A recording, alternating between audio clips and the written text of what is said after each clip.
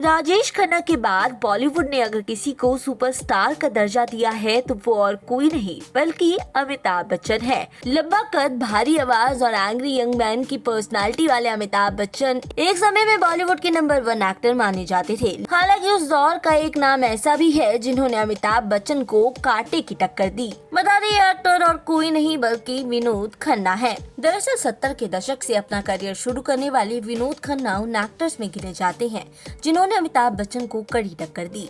विनोद खन्ना और अमिताभ बच्चन ने एक साथ 10 फिल्मों में काम किया। दोनों पहली बार फिल्म रेशमा और शेरा में नजर आए थे। फिल्मी करियर की सफलता की माने तो विनोद खन्ना ही इकलौते हीरो थे जो अमिताभ के स्टारडम को भी पीछे छोड़ सकते थे। ऐसे में हमेशा दोनों की तुलना होती रही। विनोद ने अपनी फिल्मी करियर में लगभग 140 फिल्में की, लेकिन विनोद खन्ना ने अपने करियर के पीक पर कुछ ऐसे फैसले लिए जिन्होंने उनके करियर को अमिताभ बच्चन की तुलना में काफी पछाड़ दिया।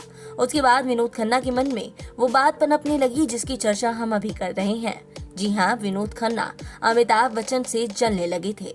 इस बात को खुद ओशो ने कंफर्म किया है, जिनकी शरण में विनोद खन्ना अपने फलते फूलते करियर को छोड़कर चल बसे थे। विनोद खन्ना अमिताभ बच्चन से जलते थे, ये बात पहले भी सुर्खियों में आ चुकी है, लेकिन कुछ ही समय पहले ओशो के भाई शैलेंद्र सरस्वती ने इस बात का फिर खुलासा किया था। उन्होंने बताया था कि यूएस में विनोद खन्ना परेशान रहा करते थे। जब ओशो ने उनसे पूछा कि उन्हें क्या वजह परेशान कर रही है, तो वो कहते कि उन्हें बीवी बच्चों की याद आती है, जबकि उनका परेशान होने का कारण अमिताभ बच्चन का सांसद बन जाना था। शैलेंद्र सरस्वती ने बताया था कि विनोद अक्सर रोया करते थे। जब ओशो ने विनोद से पूछा कि वे इतने परेशान क्यों हैं, तो उन्होंने बताया कि बीवी बच्चों की याद आ रही है।